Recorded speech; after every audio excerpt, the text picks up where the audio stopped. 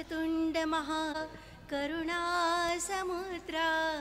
ध्यातो तुझी राजसयोग मुद्रा नेत्री नये रे तुझ वीण निद्रा कै भेट सीबा मजला सुभद्रा मनोजवं मारुततुल्यवेगं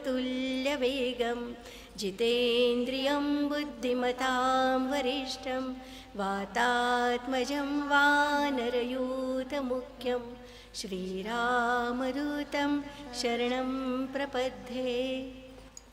रसिको नमस्कार। अत्यंत आनंदाने आणि उत्साहाने आपण सगळेजण कार्यक्रम सुरू होण्याच्या जवळपास अर्धा तास आधी इथे येऊन बसलात। ही उत्सुकता आजच्या कलावंतांबद्दलची आहे हे सुखावलं।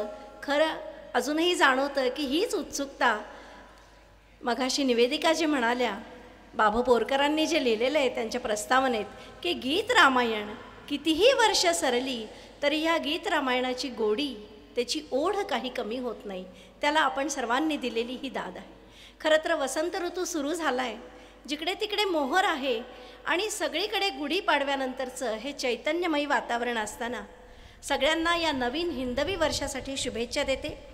भगव्याची तेजस्वी आभा घराघरावर झळकू दे, भगव्याची तेजस्वी आभा घराघरावर झळकू दे, ढोल ताशाचा गजर आसमंतात घुमू दे, ढोल ताशाचा गजर आसमंतात घुमू दे, इंग्रजांच्या 31ला पुन्हा एकदा लाजू दे, इंग्रजांच्या 31ला पुन्हा एकदा लाजू दे आणि हिंदवी नववर्षाचा झेंडा त्रिखंडात गाजू दे, त्रिखंडात गाजू दे, त्रिखंडात गाजू दे।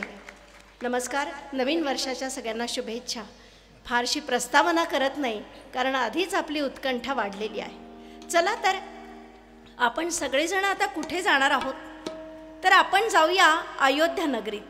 तिचं रूप या काही वर्षात अधिकच पालटलेलं आहे, तेव्हा आता सगळ्यांनी नक्कीच अयोध्येला गेलं पाहिजे।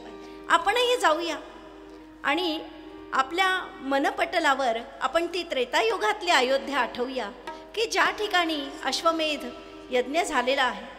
यज्ञाचा अश्व विजयी होऊन परत आलाय, श्रीराम सिंहासनावर बसलेले आहेत। नगरजन मोठ्या उत्साहाने मोठ्या संख्येने नगरजनांचा महासागर जणू तिथे लोटला आहे आणि अशा वेळी दोन तेजस्वी तपस्वी मुनींचा वेश धारण केलेले दोन कुमार तिथे आले आणि म्हणालेत की आम्ही महर्षी वाल्मिकींचे शिष्य आहोत। श्री रघुरामा, आम्हाला तुमचं गुणगान करण्याची संधी द्या। आता हे त्यांनी जेव्हा ही संधी मागितली, गुणवर्णन करायला सुरुवात केली, तेव्हा मुलांनाही माहीत नाही की ज्याचं वर्णन आपण करणार आहोत तो प्रत्यक्ष आपला पिता आहे आणि रामांनाही माहीत नाही की हे आपले पुत्र आहेत। तर असे एक कुशलव आपल्यासमोर हे गीत रामायण सादर करत आहेत। आपल्या आजच्या गायिका माझी मैत्रीण उषाताई यांना विनंती करते की त्यांनी कुशलव रामायण गाती या गाण्यानी आपल्या कार्यक्रमाची सुरुवात करावी। एकदा जोरदार टाळ्या वाजवून आपण उषाताईंना आवाहन करूया।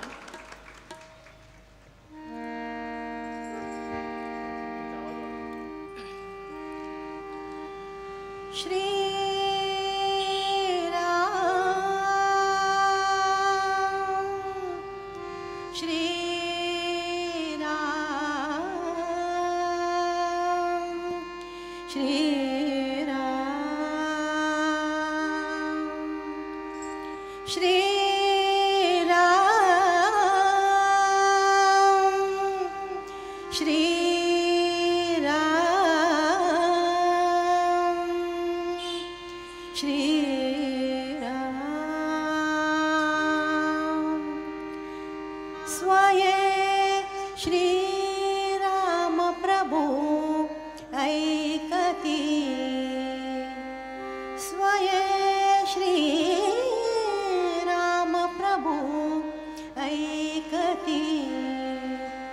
कुशलव राम